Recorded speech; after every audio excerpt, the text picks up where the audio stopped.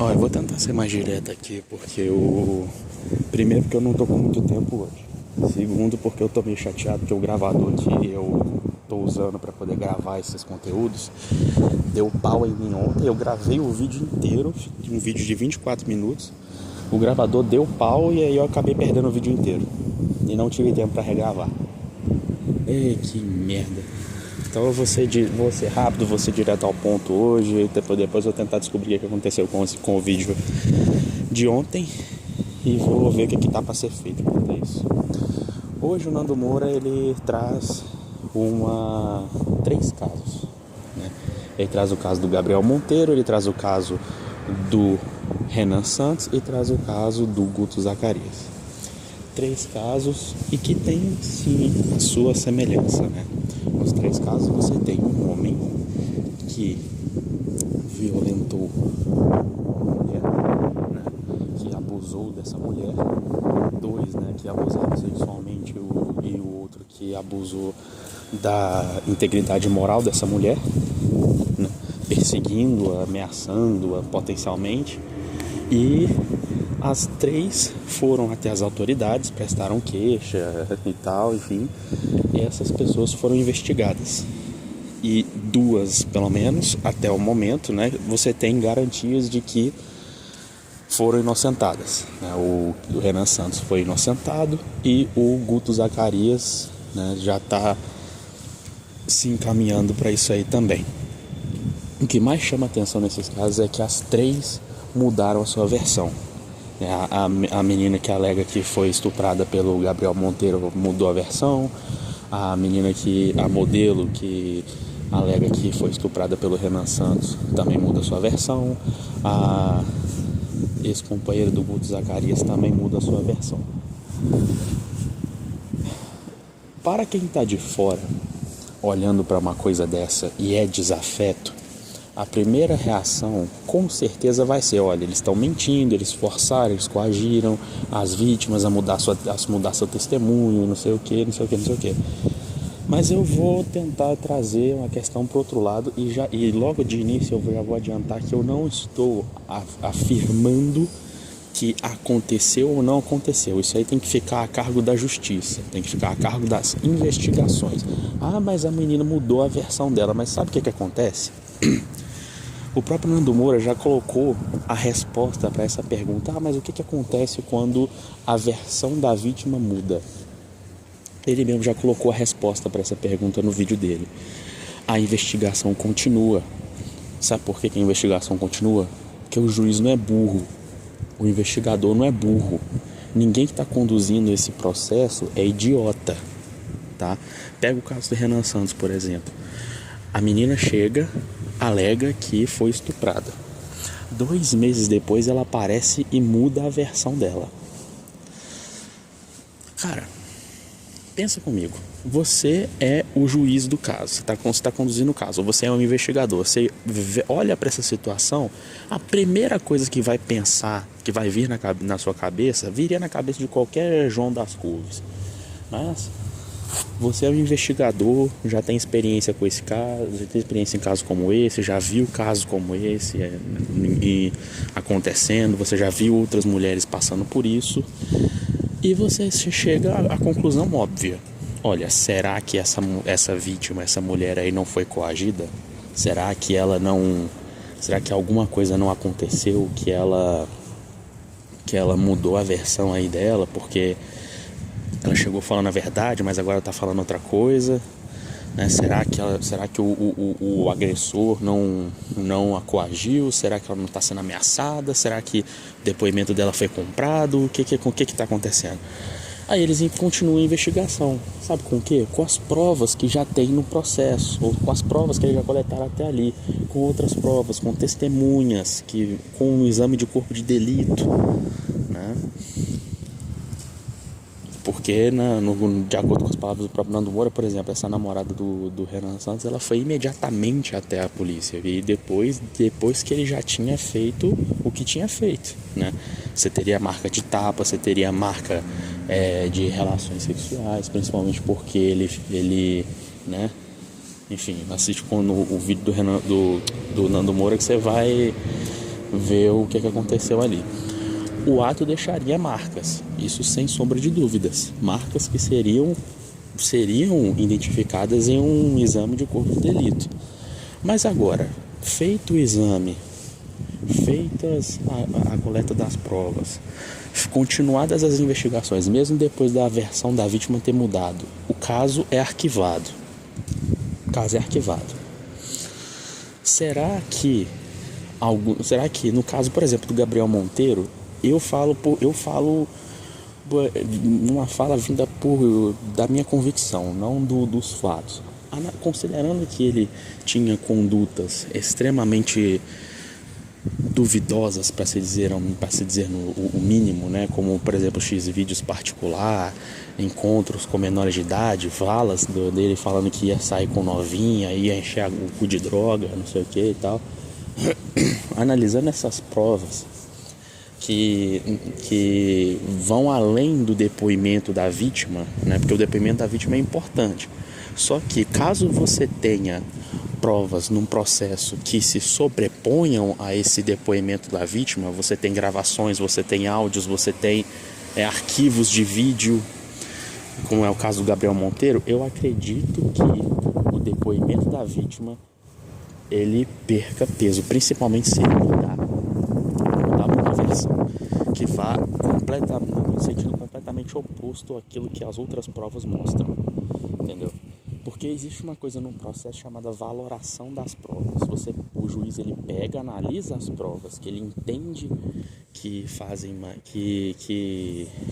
mais sentido e fala, para essa prova eu atribuo um valor X, para essa prova eu atribuo um valor Y. Para mim essa prova pesa mais do que a outra. Eu acredito que um depoimento alterado para um juiz ele pesa muito menos do que as provas que são produzidas no processo. As outras provas, como por exemplo no caso do Renan Santos, a mudança de depoimento teria um peso muito menor do que um eventual exame de corpo de delito. A fala da menina que foi estuprada pelo Gabriel Monteiro pesaria muito menos do que, por exemplo, a conduta que ele já tem, os arquivos de vídeo que ele tem, entendeu? As mensagens que foram divulgadas no celular dele. Então, assim, analisando todo o contexto, você tem que... é inevitável você pensar na pergunta, olha, e se uma dessas meninas aí realmente estiver mentindo? E se a pessoa que elas estão acusando de ter feito uma coisa realmente não fez? E se realmente alguns desses caras, pelo menos, estiver falando a verdade? E se não é uma possibilidade? Não é uma possibilidade? Principalmente depois quando você pega e vê o que o Nando Moura está usando para poder descredibilizar a pessoa. Ele fala de um caso de estupro e aí imediatamente depois ele vem falar de Ucrânia, áudio da Ucrânia, não sei o que, entendeu? Então, ou seja, não é uma prova concreta aquilo que ele tem. O Nando Moura mesmo, ele não tem prova concreta daquilo que ele está falando. Não tem. O que ele tem é o que está nos processos. E no caso do Gabriel Monteiro, o próprio Nando Moura fala que está escorrendo segredo de justiça. No caso do Renan Santos, ele fala que que as investigações continuaram e foram arquivadas. Ora, se essas investigações continuaram, quer dizer que o depoimento da vítima não foi a mudança de depoimento da vítima, o depoimento alterado da vítima não foi a palavra final. A investigação continuou. Os investigadores foram atrás das outras provas que constavam na investigação, que constavam no processo, enfim, eles foram atrás das outras provas. Só que essas outras provas não foram suficientes para formar o convencimento de que ele realmente tinha feito aquilo que a primeira acusação alegava que ele fez. Eu vou esclarecer aqui, vou reafirmar um ponto. Eu não estou batendo martelo, não estou fazendo a defesa do Renan Santos, do Guto Zacarias ou do Gabriel Monteiro. Eu não acho que eles são flor que se cheire, acho que eles têm sim a capacidade de fazer algo dessa natureza. Não acho que eles estão além disso. Eu não acho que eles são lírios do campo, flores sabe? Flores de um jardim encantado que não seriam capazes de machucar uma única mosca. Não. Não acho que eles sejam isso, não. Mas eu tô olhando para essa questão de uma forma pragmática, sem emoção. Sem, eu acho, eu não gosto deles, eu discordo deles politicamente, eu acho que eles têm que se ferrar. Não, eu tô olhando isso de uma forma pragmática, mesmo não achando que eles são flores, mesmo não achando que eles são lírios do campo. Olhando para isso uma situação pragmática, você vê um cara, o Renan Santos, que já foi investigado por isso e não foi condenado, inclusive investigado após a mudança de narrativa da sua ex-namorada. Você tem outro cara que está sobre investigação, que está sendo julgado sobre esse negócio de ter estuprado a menina e tal, que é o Gabriel Monteiro, mas que teve a única coisa que teve favorável para ele até agora, pelo menos, foi a mudança de depoimento. E você tem o Guto Zacarias, que confessou em público que fez o que fez, né, de ter mandado aquele áudio lá para ex-namorada, de ter feito isso aqui, que depois apareceu em público ao lado dela para falar as coisas que falou. Cara, olhando para essa situação aqui, eu que não estou investigando o caso, eu que não tenho contato com provas, eu que não tenho nada com isso, eu não posso bater o martelo e afirmar: eles manipularam o depoimento da testemunha, da vítima. Eu não posso bater esse martelo. E eu também não posso bater o martelo e falar que eles são inocentes, entendeu? A situação dos três é nebulosa, umas mais do que as outras, né? A do Renan Santos eu imagino que é a menos nebulosa de todas, porque ele de fato passou por uma investigação antes e depois da mudança de versão e a investigação foi arquivada. Então, para mim, a situação dele é a menos nebulosa, mas eu também não posso negar, eu também não posso negar que essa coação aconteceu. Eu não posso bater esse martelo, eu não posso falar isso. A coação não aconteceu, eu não posso afirmar. Como eu também não posso afirmar que ela aconteceu. Diferente do Nando Moura, que parece que ele tem assim... Cara, o Nando Moura, ele tem uma bola de cristal que ele adivinha tudo o que acontece, ele fala com a maior propriedade do mundo, ou ele tá segurando muita informação que ele ainda não soltou, tá? E é o seguinte, ele falou que ele soltaria o grosso do que ele tem mesmo, que ele falou que eu sei de muita coisa, eu tenho muita coisa guardada sobre vocês, eu tenho muita coisa a respeito de vocês, muita coisa que eu passei pano, muita coisa que eu fingi não ver, não sei o que, por respeito a vocês e por respeito ao projeto de país que vocês estavam tentando construir, só que não sei o que. Seguinte, ele falou que iria soltar essas informações na época das eleições. Quando o MBL começasse a pedir voto, ele falou que ia rodar os podcasts do Brasil inteiro para poder soltar essas informações a respeito do MBL. Isso me faz ficar muito ansioso para agosto, que é quando vai começar oficialmente a propaganda eleitoral obrigatória. Quando começar, rapaz, eu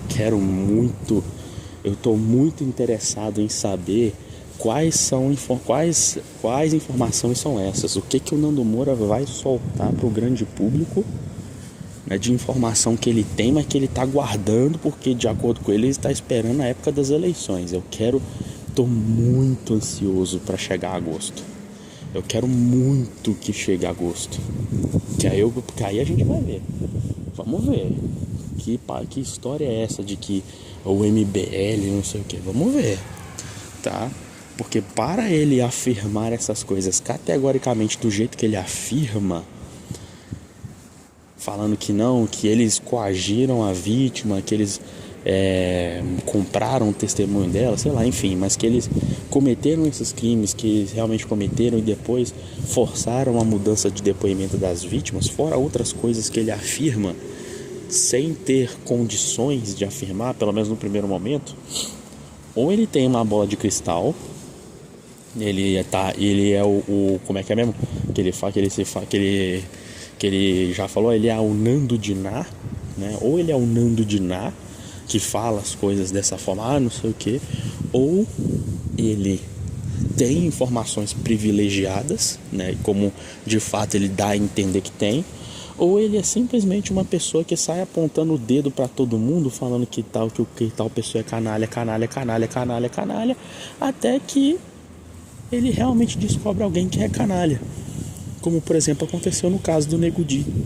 O caso do Nego Di, o Nego Di fazendo um monte de movimentação de fato suspeita, o Nando apontando o dedo pra ele, e aí depois quando o Nego Di cai, ele fala aqui, ó, eu sou o Nando de Ná, né? Eu sou o cara que adivinha, não, eu simplesmente não nego a realidade. Não sei o que, no caso do Wilker Leão também aconteceu, né? No caso do Wilker Leão, só que o Nando Moura ele não acerta todas. Ele não acerta todas as apostas que ele faz.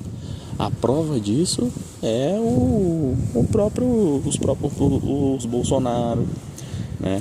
O carteiro reaça, que ele falou que botava a mão no fogo, que votar nele é a mesma coisa que votar no carteiro reaça, era a mesma coisa que votar nele. No próprio MBL, quando ele declarou o voto no MBL, no próprio Moro, quando ele levou o Moro para casa dele e apertou a mão dele, todas essas pessoas, o Nando Moura apostou nessas pessoas, apostou na moral e na decência dessas pessoas, né? Ele emprestou, ele vendeu, digo que foi, o nome dele para que essas pessoas usassem e agissem em nome dele. Olha o que ele falou pro Gil Diniz: cara, votar no Gil Diniz é a mesma coisa que votar em mim. Por esse cara eu boto a mão no fogo e deixo queimar, né? São apostas que ele fez e que ele nem sempre acerta. Ele nem sempre acerta, tá? Nem sempre acerta. Então, assim, pra ele chegar e apontar o dedo pra uma pessoa e falar, acusar, não sei o que e tal, é fácil. É fácil, principalmente quando a consequência pra ele é um processo civil. E no processo civil você não tem prisão, exceto pensão alimentícia, só que o Nando Moura não deve pensão, né? Então, assim, pra ele o risco é o quê? No processo civil é pagar uma indenização, pagar uma multa, pagar uns danos morais. Dinheiro ele tem de sobra. Um processo criminal seria alguma coisa mais pesada, uma coisa mais difícil, uma coisa mais complicada. Mas ele já enfrenta isso mesmo. Ele não enfrentou o processo do Felipe Neto, que queria 121, 131 anos de cadeia. Pra ele é comum, pra ele já é normal. Mas eu acho sim que são acusações que o Nando Moura faz que podem colocar ele numa posição muito ruim se ele não tiver como provar. Não foi ele que chegou pro André Guedes e falou pro André Guedes: você consegue provar que eu ganho com cassino na justiça, não sei o que. Não sei se ele vai dar a entender que ele tá esperando o André Guedes processar, ou se ele vai processar o André Guedes, não sei o que vai acontecer, mas ele tem que ter condição de provar isso que ele tá falando na justiça, que o Renan Santos, que o Guto Zacarias, que o Gabriel Monteiro, eles compraram o depoimento da testemunha ou compraram o depoimento da vítima ou ameaçaram a vítima para que ela mudasse o depoimento dela.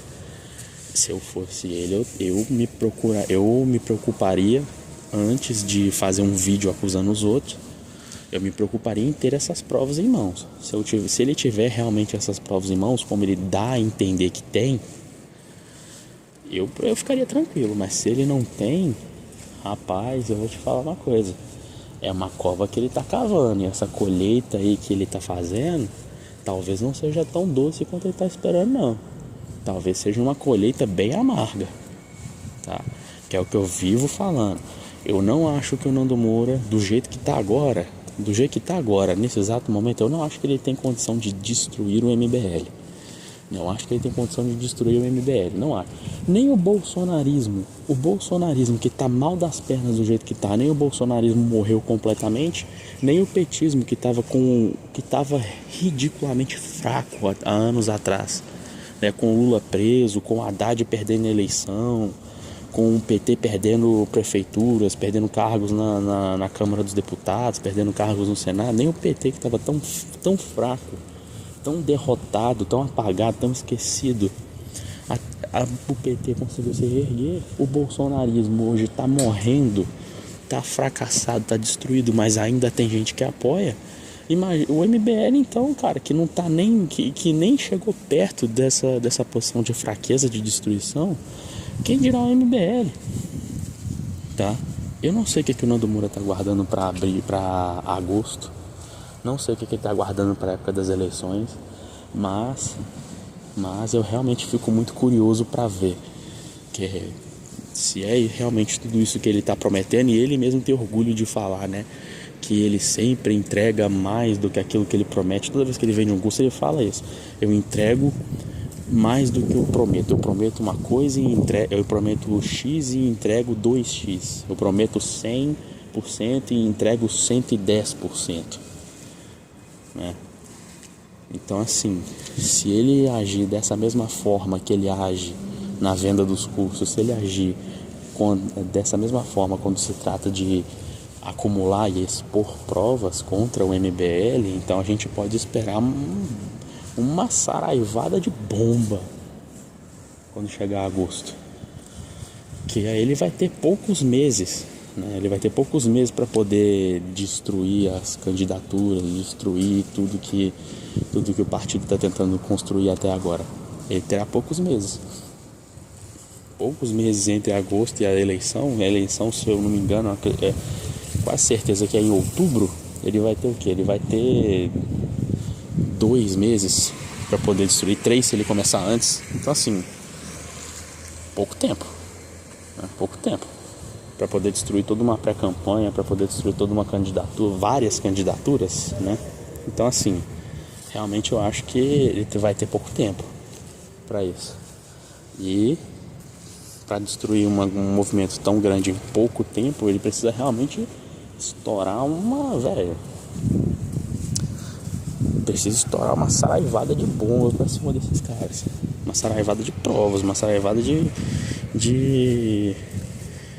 áudios, de vídeos, de provas que ele tem acumulado mesmo pra poder matar o movimento de uma vez. Que ele vem prometendo que vai obliterar. Vamos ver se vai obliterar mesmo. Vamos ver.